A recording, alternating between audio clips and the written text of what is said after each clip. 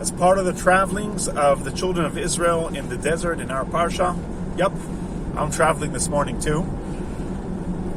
Am Yisrael approaches Melech Edom and requests, the king of Edom, and requests to pass through his country in order to cross the border to Eretz Israel.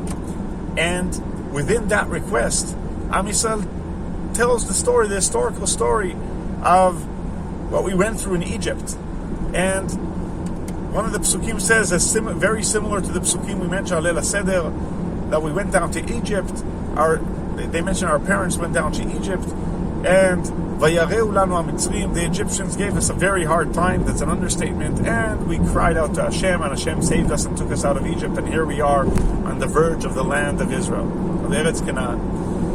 And Rashi, on the words Vayareu lanu HaMitzrim, and the Egyptians afflicted us, says Savalnu tzarot rabot. We suffered a lot of sufferings.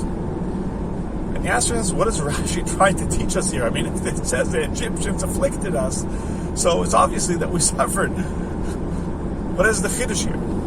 It says Nechama Leibovich, an amazing insight which teaches us not about how to read a Rashi, but how to look at Jewish history. And that is that at first sight, the pasuk says, "Vayareu lanu HaMitzrim," the Egyptians afflicted us. So the subject of the pasuk is the Egyptians. The pasuk is talking about the Egyptians. Says Rashi, no, you got it wrong. The pasuk is talking about us. We suffered a lot of sufferings. That is the essence of what the Torah is talking about here.